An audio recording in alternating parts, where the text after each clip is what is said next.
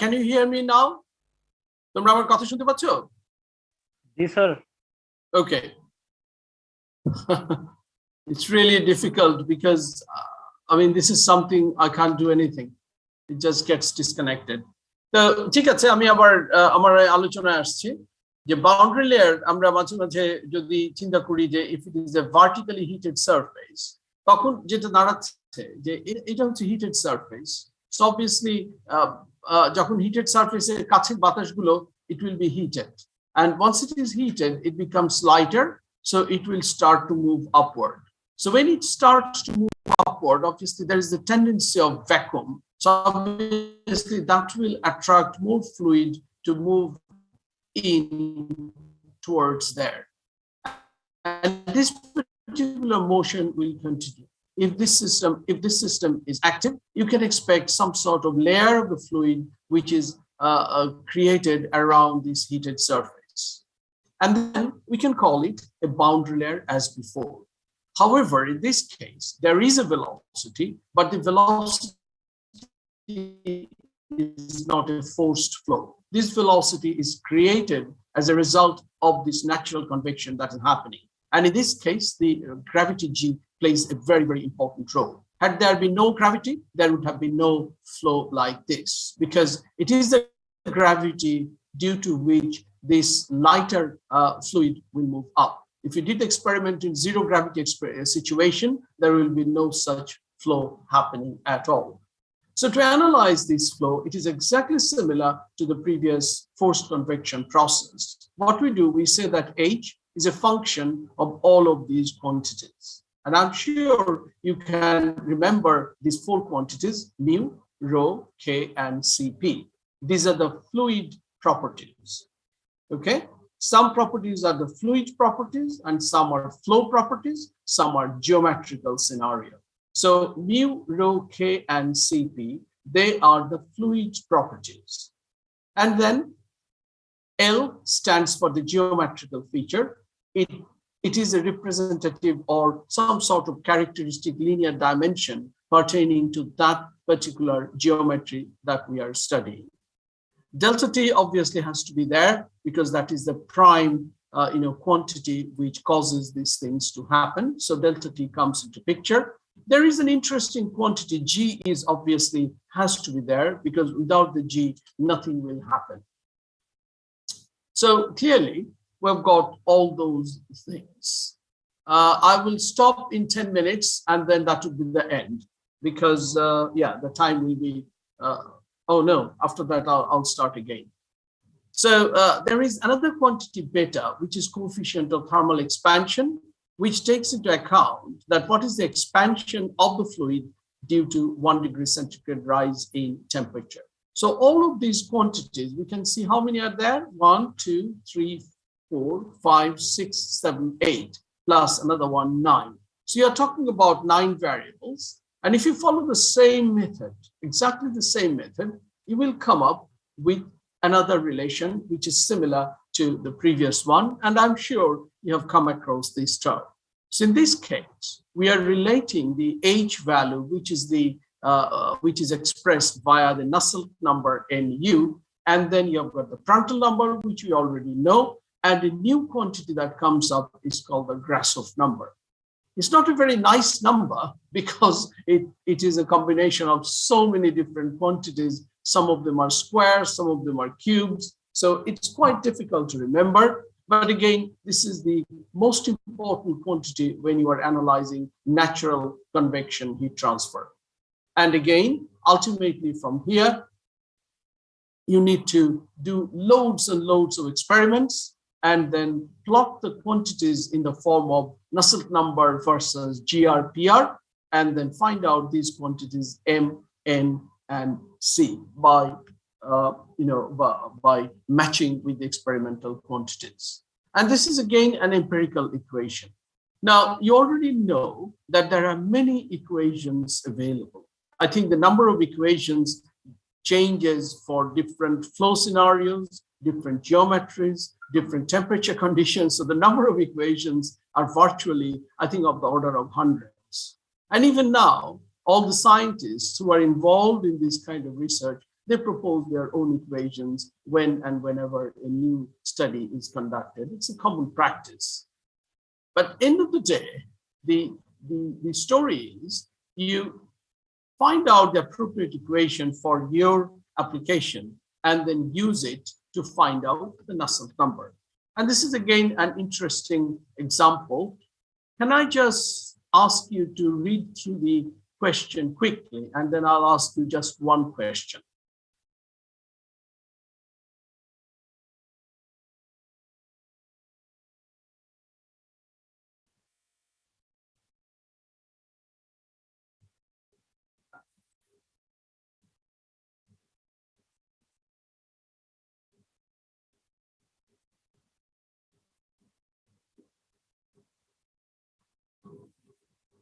Okay, so you are asked to calculate the rate of heat loss by natural convection per unit length from a horizontal pipe, which is quite big, 200 millimeter diameter, 8 inches.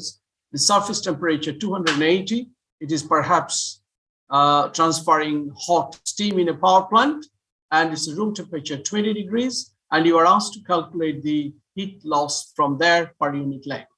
So the equation we have is Nusselt number is 0.53 GRPR to the power 0.25, and the value of the GR is given, and beta you can take it like that, and the property values are there.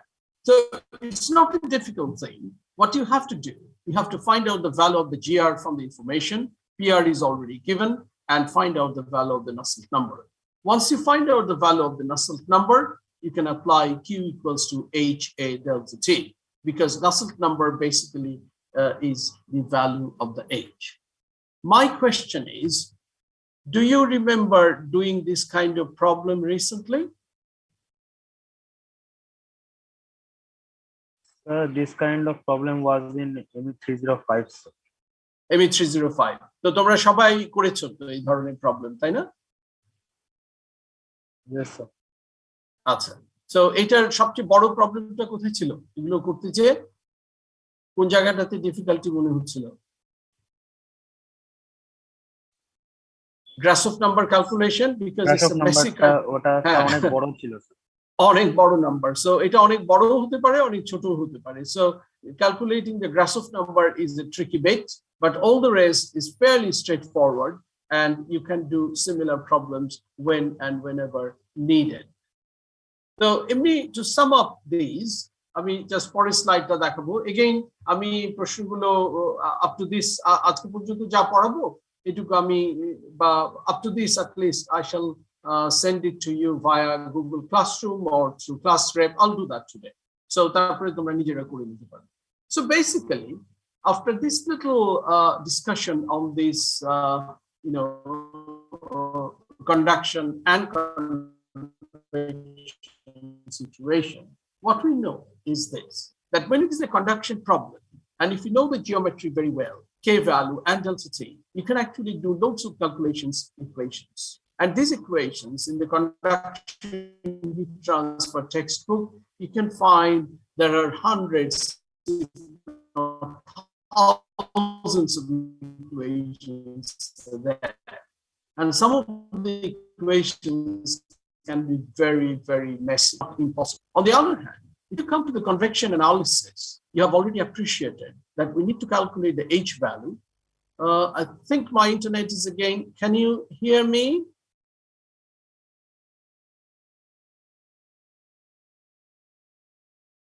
Can you hear me? Yes, sir. No.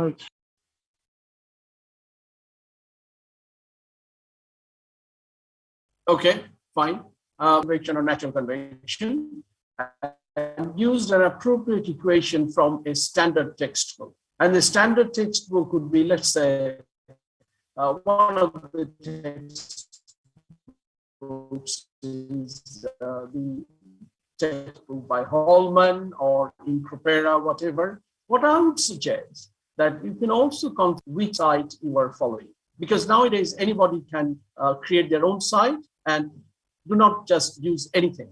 Look for some sort of reliable website and use the data from there, the equations from there. And once you the empirical equations, you get it. You can also do local dynamics is very well developed science, and somebody who is well trained in using the computational programs, they can actually generate reliable results via these. In any case, whatever you do, ultimately the story is a little bit uncertain, because all these values of the age may have a large error of margin. And the large, it can be between 25% to even 100%, depending on the situation.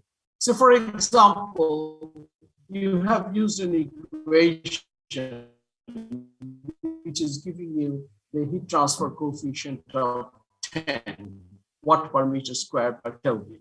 And that value may well be 20 in some cases, may well be 15. We use these equations because that gives you a good, kind of guideline that what the value of the age should be. Like it is 10, so it can be 15, it can be 7, it can even be under very special cases, maybe even. So bear in mind that when you put these age values, I'm talking about practical life scenarios, that don't just use these numbers as a kind of that it is definitely correct. It's correct from your calculation point of view, but from practical point of view, there is always a large error of margin.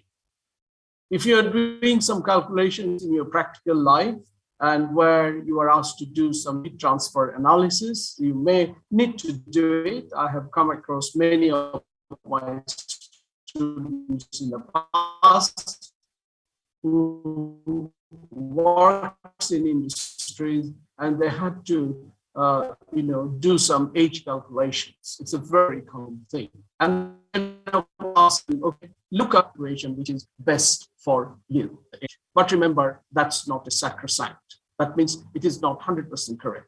Okay, from exam point of view, yes, we give you a number, you do the calculations, it has to be correct, but for practical applications, that is the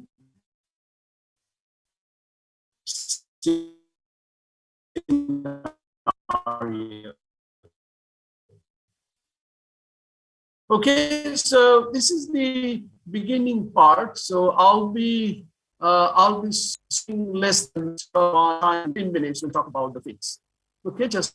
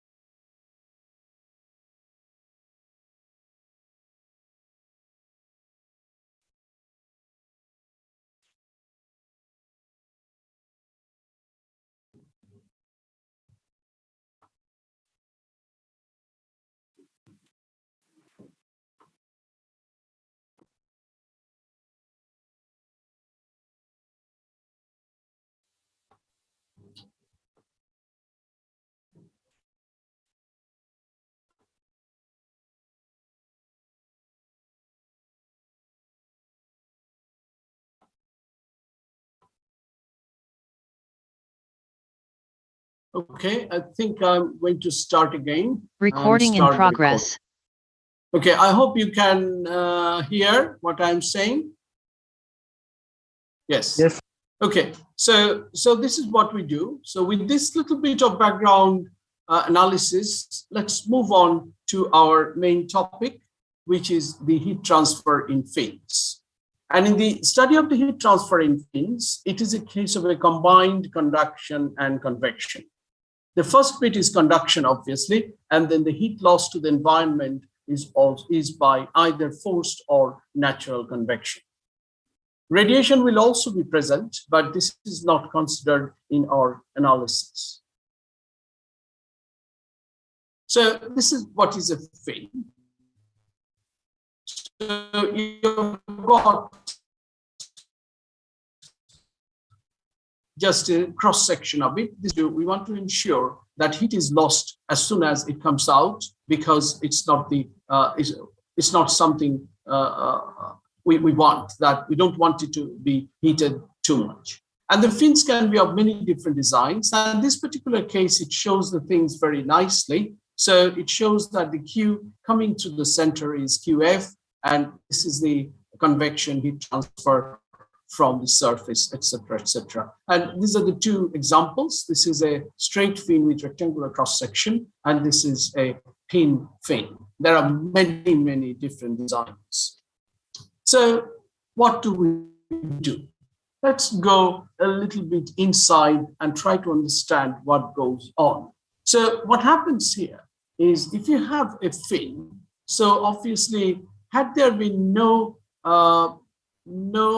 convection, and if this was insulated, this rod, then the heat transfer would have been linear, according to Fourier's law of conduction. Do you get me? Yes, sir. Okay, I mean, if you want, I can just use my whiteboard, perhaps, and then,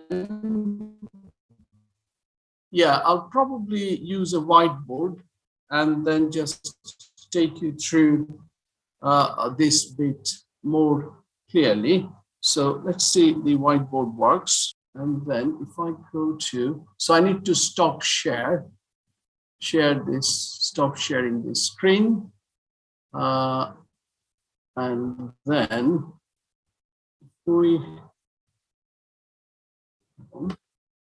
okay, so then, oh, sorry, yeah, I can do it. Let's see. So if I just share the, yeah, okay. So you can see my white screen. Yeah. Yes, sir. So let me just show this on this little board. This is quite nice, actually. So let me just use that. So what you have is, let's just suppose this is your metal.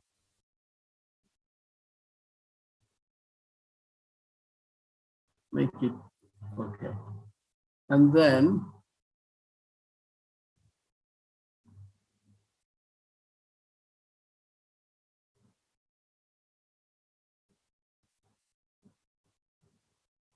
so you've got heat flowing through there, okay? And this temperature is T0. So if this was insulated, then your temperature profile would have been like this. The temperature profile would have been straight line going from there to there, because the equation that controls this equation, so your heat transfer would be minus Ka delta T, so let's say dt dx, nothing else. And in this case, your T variation would have been a linear curve. All right, so it would have been a linear curve. On the other hand, what we also have heat loss at the same time by convection. So Q convection, which is H, some sort of surface area over delta T. So the story that is happening here is, on top of this, sorry, I don't know. Okay. On top of this linear one, there is additional heat loss from there. As a result, this curve becomes like this. This curve becomes like this. Okay? So the temperature changes as it moves. The temperature decreases faster than the temperature that would have changed if it was only conduction. And that makes things a little bit more complicated, because due to this convection temperature variation, your heat loss through the conduction also changes. And because of this change in dT dx, your Q convection also changes. So this is a kind of one is dependent on the other. Or in other words, this is what we call an implicit kind of relation between these two. So this is what I have actually written there. So I'll just clear that and perhaps get rid of that and stop share this. And I open up, go back to my slide there. So this one, and share this screen. So this is what I have actually written down, that your Tx shows that the temperature at a distance x and is measured from the root of the fin. So it's measured from here. And in the absence of convection, this is all written down here. Hence, it is a coupled problem and has to be solved implicitly. Means you cannot solve explicitly. So that means you have to consider the two together and come up with some sort of differential equation. And these are the all nomenclature I've used towards, in this analysis. So T infinity is the ambient temperature, Q is the heat flowing through the fin, and Q convection is the heat loss due to environment by convection. I've got about 4 or 5 minutes, so I shall stop as soon as the time comes, but for the moment we can continue. So this is what it is, and this is shown that it's a two-dimensional fin, two-dimensional in the sense we consider this length Z is so long that we can consider the heat flow to be one-dimensional along that. And that makes the analysis a lot easier. And the different, symbols were used, Z for the width, and then X for the direction, and T0 is the base temperature, and dQ convection is HP dx. P stands for the perimeter of that cross section, and perimeter is basically 2Z plus 2T. And normally this T is a lot smaller than the Z, and A stands for the cross section here. Okay, so I think let's move on to the next one. Is here. So what do? We always have to do an energy balance, and we are doing the energy balance for this little strip of this solid. And with that strip, we can see heat coming is Qx. Okay, heat coming is Qx from there. I'll make it a bit bigger. So heat coming from the left is Qx on this surface, and heat leaving is Qx plus dx at the distance of dx. I'm sure you're very familiar with this kind of approach. So energy into the left face must be equal to energy out the right face, plus there is convection heat loss from this surface. Okay, so you put all these things into the equation. So energy in the left phase, Qx equals to minus Ka dt dx, just following Fourier's law of conduction. And right phase, the standard approach is you do Qx plus dx equals to minus Ka dt dx x plus dx. And then you do a little bit of standard expansion, that when you do at x plus dx means you consider that, and then you do a derivative of that quantity, and then multiply by dx. I'm pretty sure you have done this kind of things many times. And then if you do some simplifications, you come up with the second order differential equation, which is the heat transfer from this surface Qx plus dx. So we now know Q, the heat loss by convection, which is this quantity, where P is the perimeter. And this is the last slide where I'll finish. And then if you put all these things together, do a little bit of manipulations, which is quite simple, and I would ask you all to go through it and do it. And then you come up with this expression. This is the second order ordinary differential equations. And then the next thing is, which is done, you define a quantity called excess temperature, theta, a lot easier. And if you put that theta, the equation becomes much more civilized. And look at that equation, which is quite straightforward. And obviously, in order to solve that equation, since this is a second order equation, we need two boundary conditions. And depending on the boundary conditions, you get many different kinds of results. And that is what we will study in our next session. So I'd like to finish it here because time is running out. And then I will upload up to this one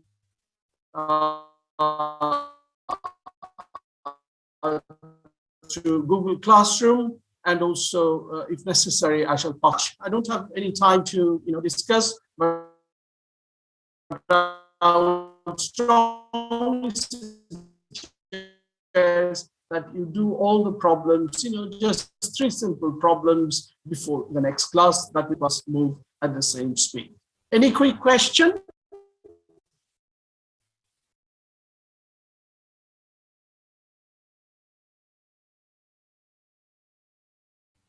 Is there any question?